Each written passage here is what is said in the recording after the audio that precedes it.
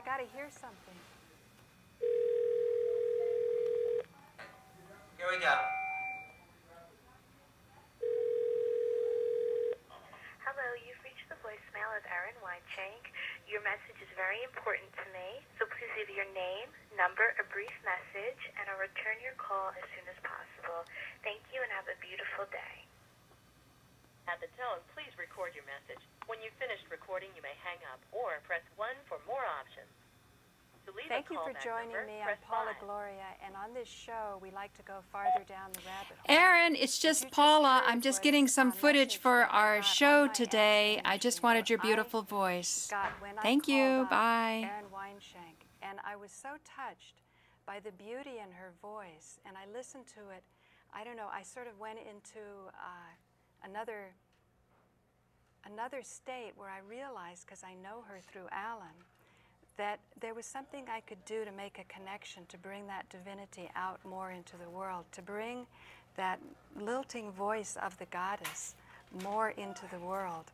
And when I proposed to her to come on my show to see if we could explore together so that I also could bring out my goddess within and my divinity and things that are close in my heart that I know would make a better world, I found that Erin was up to it. So today I'm joined by Erin Weinshank. Thank you for trusting me and joining me on this show, Erin. Thank you for having me. And I'm also joined by one of my favorite healers and media networkers who's really shown me the ropes with New York and given me a sense of the history of this amazing city, and that's Josh Walensky. Hi. Josh. Good to be with you today. Thank you for joining me.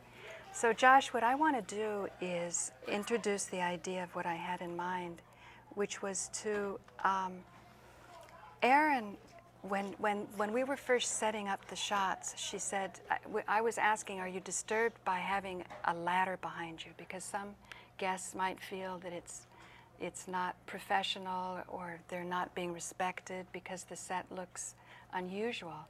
And the set is designed by Joe Friendly, and I know a lot of times Joe will sort of push me to my limits, but when I see later what he's done, I see it's really art. So, but what Erin saw was that she looked fat. But what's interesting is what I saw was I looked slumped because I've had back surgery and I've had 2 metal rods put in my back and 10 vertebrae fused. And so I have to deal with my posture. So I will look at that and be critical. Now, in Erin's case, how would you describe your case? Well, I know the camera adds 10 pounds, but like you said, you looked at that, we have something to focus on, and mine for the past 10 years of my life has been weight. So I look into the monitor and I see something I don't want to see. You see a fat person. That's exactly what I see. Right. Now, I'm sure all of the viewers out there, when you're looking at Erin, you're not seeing a fat person.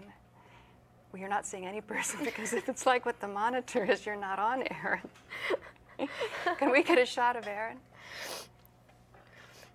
Studio to control room. Yes. Okay, great. Okay, so what do you use a term for what you go through? Do you like the A clinical? word? Yeah. You could say the A word, the B word. You could say, there's so many terms. You could say anorexic. You could say bulimic. You could say, there's a bulimarexic. There's everything. There's orthorexic for people that are so focused on what they eat. Or you could just say body distortion. Okay. Which I think is dysmorphic distortion in how you perceive yourself. In how you perceive yourself. Well, that's certainly true for the Alexander technique, that after the teacher works with you and you're relaxed, and you can actually feel like you're crooked. But that's when they ask you to go in front of the mirror and you see you're not. So I've been using the analogy of body work a lot when I'm doing my considerations of social activism, because as Harold Channer said, he's not an activist because first he wants to identify the problem.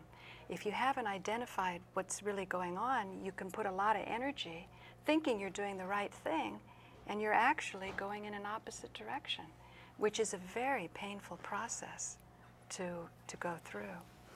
So what I want to do on this first show, I think you were probably titillated when you saw Holocaust denial and how we perceive our body. And I think I got interested in Holocaust denial when I heard 9/11 denial, and I knew as a 9/11 activist, I certainly wasn't denying that the World Trade Center was blown up. So that got me to think, well, if they're using 9/11 denial, maybe I should reconsider what Holocaust denial is. But because this is such an enormous topic, and because Aaron already, you know, was crying just perceiving your own body, I don't want to move things along too quickly. So what I am going to do right now is sort of make an agreement with all of us, and including in the control room, that if there's anything that anybody's uncomfortable about that they've said, when you're speaking in the control room, if you speak up, that we won't show this, okay? Because I want to proceed with what I call an experiment using media and public access as healing, not just the same old complaining and say these are the bad guys and these are the good guys and have a sort of a ranting contest, but see if we can do something different. And in the same way, I'm saying that we have a perception of our body, we have a perception of who we are as Americans, and who we are as our different cultures, you know, our different religions. And a lot of wise people have said that we are blocked and bound by our conditioning, but in order to get beyond it it takes some skill. So what I first want to do is, well, this week or next week, I'm going to be doing some shows where I took some outrageous material from Howard Stern, and I was sort of kind of honored that I saw some very really outrageous and pornographic material that came in through my YouTube account. And what I did was I tried to go in more deeply and to say that Howard Stern was getting rid of guilt and shame. And then I decided to be constructive, to focus on topics that we don't normally like to focus on and we wish never happened. And before, when I had a weekly show, I've had this DVD roll-in, and that's called Architecture of Doom, and it showed how Adolf Hitler was a frustrated artist and how later on he became a patsy and or a mole, or he was a puppet for some very, very bad forces, and certainly he was responsible for making those decisions, and he was a monster and so on. But nevertheless, we should understand more deeply what happened. So I'm not sure when I'm going to show those shows, because I want to coordinate it when Howard Stern puts his stuff up. He did this outrageous stunt, and he broadcast it on radio, but I was sent a private video through YouTube of what actually happened. So if he puts it out on YouTube, it will be taken down because it's pornographic. But may I interject Yes. something? What you're discussing is really fascinating, because what somebody's self-image is to them plays an important part with the way they react to other people and how they interact with other people. Now, for instance, there were many, many rumors about Hitler, about his so-called Jewish background, his desire to be an architect and an artist. And also, I came upon a book in the 20s that was published in the 20s where Hitler was rehearsing his speeches, you know, the famous speeches he made, in front of a mirror with a Victrola. So Hitler not only was reacting to his own image, but he was also practicing the way he was going to approach other people with what he was convinced, what convinced him was the most attractive parts of his personality to his people, you know.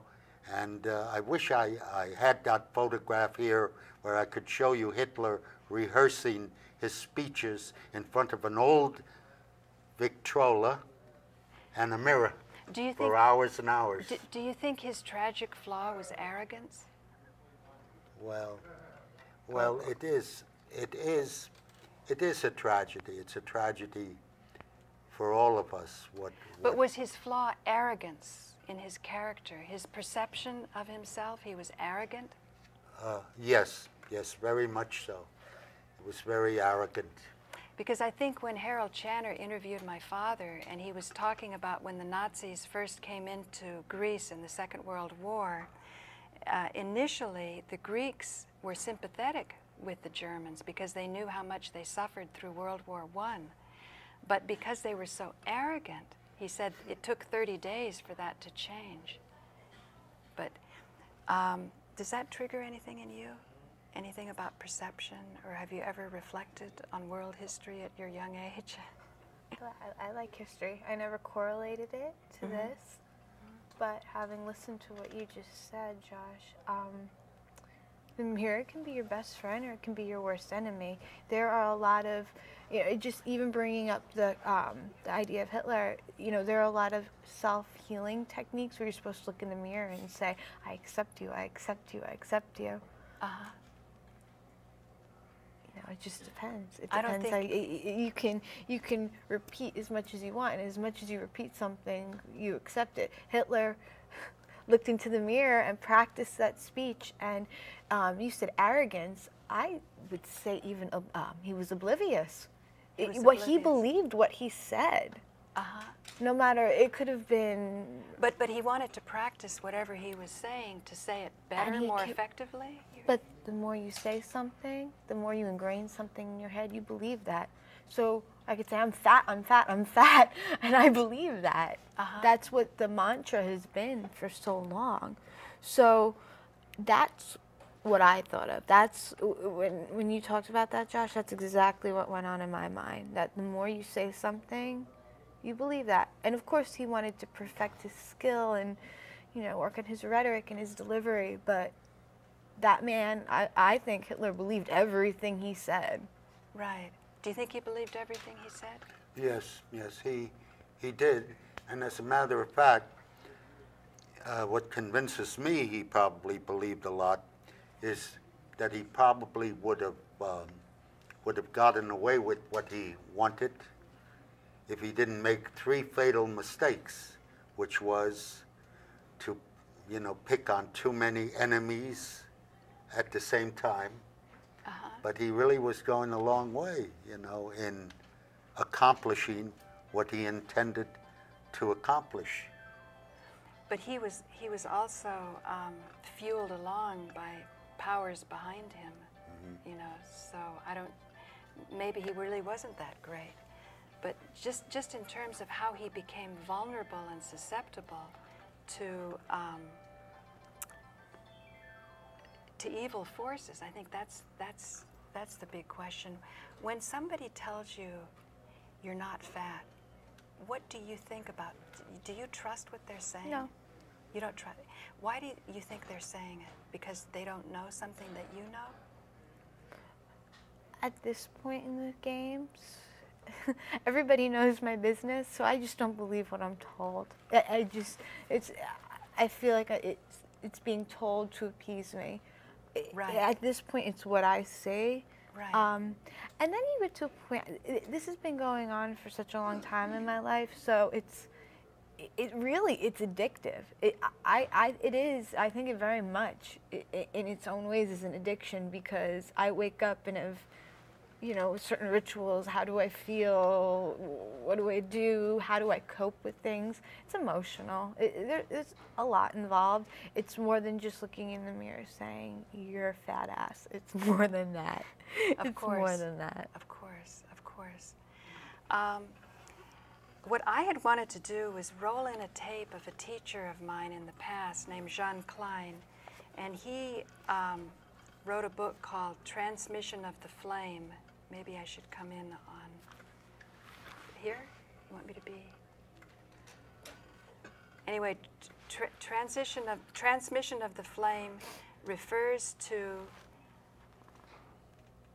how the energy of Shakti, or the life force, is transferred from master to disciple. And I was very fortunate to have been able to spend time with this man. He was born in Bohemia, came in the 1920s to Paris, and by the 1950s he went to India feeling that after World War II, society was still materialistic and still hadn't learned what he felt was a great possibility of human life. It would be called enlightenment. And so he was in India in the 50s, before it was sort of the hip thing to go off to India and become enlightened. And he spoke about spiritual practice as being a practice that conditions you, that it also can become addictive.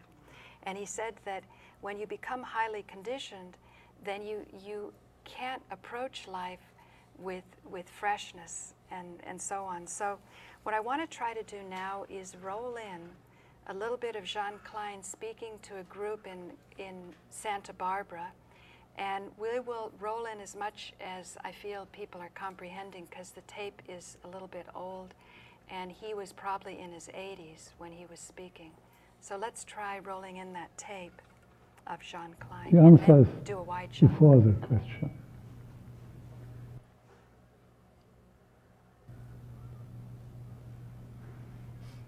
People had asked The him. answer is before the question. Go ahead, Paula. Okay, can you pause it, because this isn't cued where I was hoping. Cued. Okay, people are asking Jean at this point that when you went to India, you discovered that you weren't asking the right questions.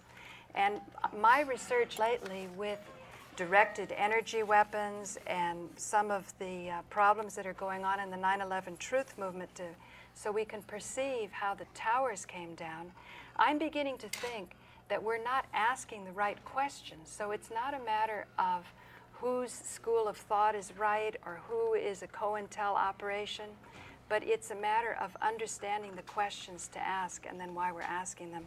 So they said before he went to India, he wasn't asking the right questions, and the speaker's asking him to elaborate. So carry on, please. And maybe do the wide shot of us while we're listening to Jean. Okay. Jean Klein? Well, it must be a right question. Must be the right question.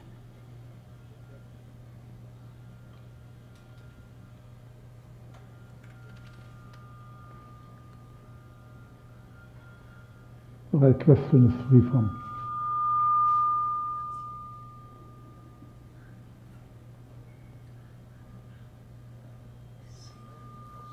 books. It's free from books. Second-hand information. Second-hand information.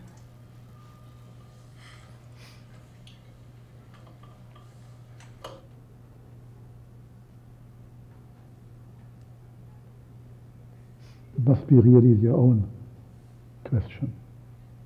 Did you hear that?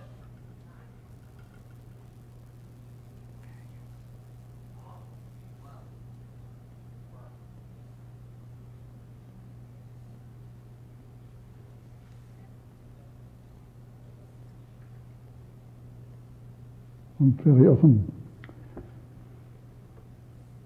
Very often. when you take note in daily life,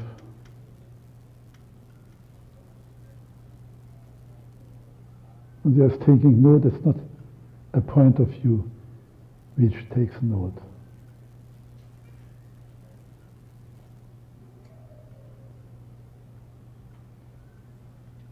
There's not a point of view that takes note. It's the whole view It's the whole view which takes note. which takes note.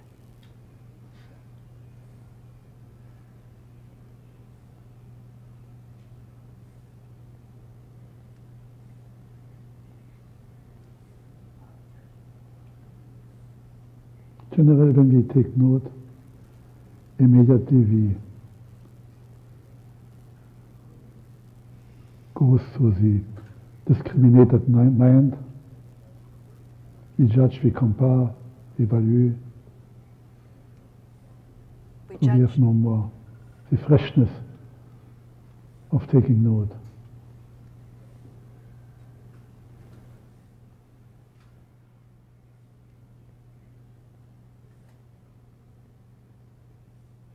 And very often the question comes,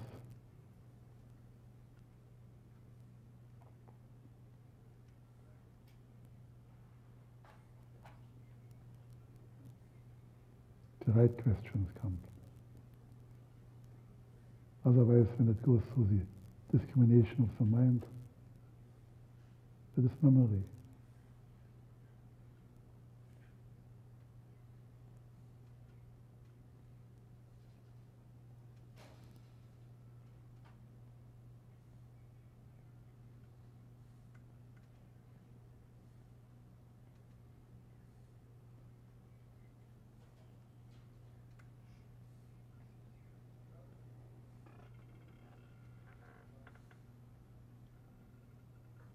Does intellectual understanding have any role to play in the path?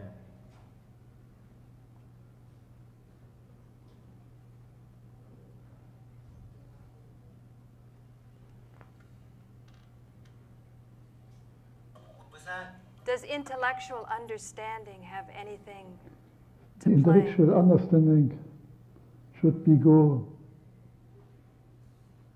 simultaneously with the experience.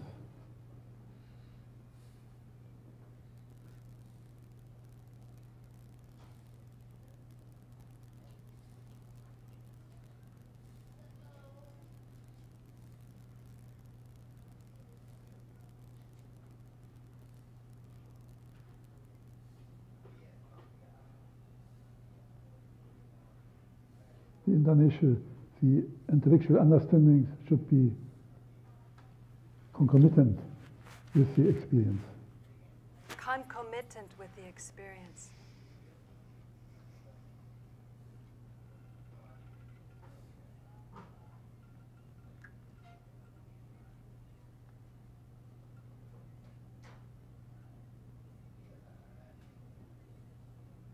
The intellectual understanding brings the mind to its end.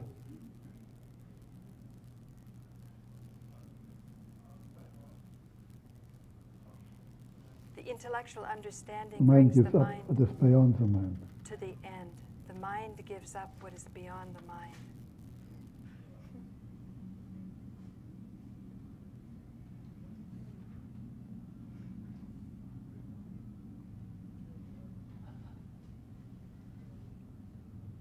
And the intellectual understanding is that you can never, but you are, be an object.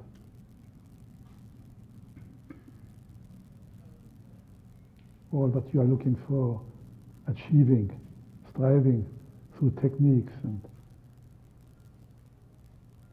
documentation, all what you can obtain is an object. An object in space and time. But what you are is beyond time. So the mind must be exhausted in a certain moment. Give it up.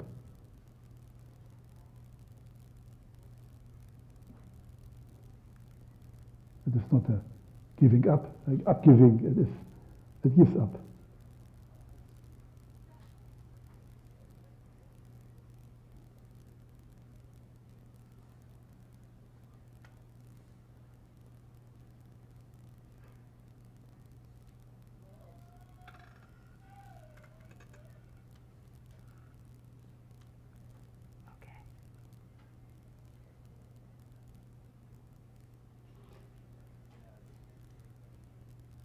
We can stop it now. So, Did that speak to you at all, or was it hard to understand? It was hard to understand, but there were certain things that he said that jumped out at me. In particular, limited perception, which it's not often that people look at the bigger picture. We're often confined to one component, whether we hear something or see something that sticks here. So that resonated with me in terms of how I see things. And I mean, actually what he was saying was very deep, and I was actually trying to absorb all of it. It was a little difficult, and I'd like to listen to it again. Right. But, you know, and also we give up what's beyond the mind. I think that's what he was saying, correct? Right. Because sometimes there are concepts where you just say, I can't analyze it anymore. Right. It just goes one step above. Right, right. And the mind's our own worst enemy. Yeah, as you Mine is understand that, it. certainly. I mean, and Josh, could you hear that, or? Well, I heard most of it, and I also, you know, am into, well, we got to remember that when it comes to a mind in New York City, there are thousands of therapists who supposedly are helping us explore our minds and our actions. But I think John Klein giving us a foundation from which to think about these things, we can really basically start working on ourselves, you know, in our own way, and we don't have to give some therapist $125 or $250 an hour, or even a sliding fee of $20 an hour, what have you. And so we have to really come to terms with our mind and the way we think about ourselves, our self-image and everything. John Klein actually had a lot of psychotherapists as students. I think some people, I mean, we do the best we can. Sometimes, I know, we do. At $20 on a sliding scale, sometimes you just need a friend. So, you know, what I'm looking for is a place past blame, including blaming ourselves.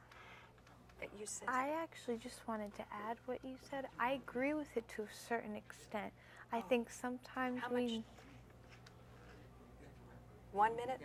We have to wrap it up? Okay. We're going to have to wrap up this show, Erin, but we're going to put on a tape. Can you hold that thought? Of course. So thank you for joining me. I'm Paula Gloria, and this has been the first episode in an experiment using public access and using alternative media and the internet with comments. I'm hoping, if we're in agreement, to go farther down the rabbit hole and have be able to create new realities with a better perception. So thank you, Erin. Thank you, Paul. And thank you, Josh.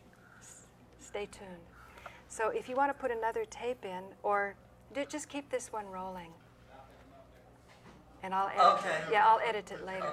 Okay. Yeah. Should we just come up on this? Yeah, just come up and continue. Thanks. I have to change tape in the middle of the show, but that's okay. Oh, okay. Oh, that's right. You better change it. I'm sorry. I forgot. It's this DV cam. It's only 41 minutes. Yeah. Sorry. I'm sorry to lose that moment there. But Should we get blank tape? Do you have a blank tape? I have 5 of them. Okay, we got one. Okay.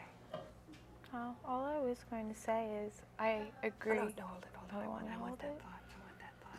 If you can you run a minute of black just so I can turn it in, because you know this may be perfect.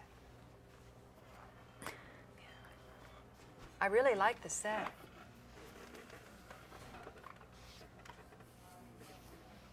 Okay, we'll just. And I like the graphics, Alan. Voice of Jean Klein. That was good. Oh, you like that? Okay, good. I think that was good, but it's really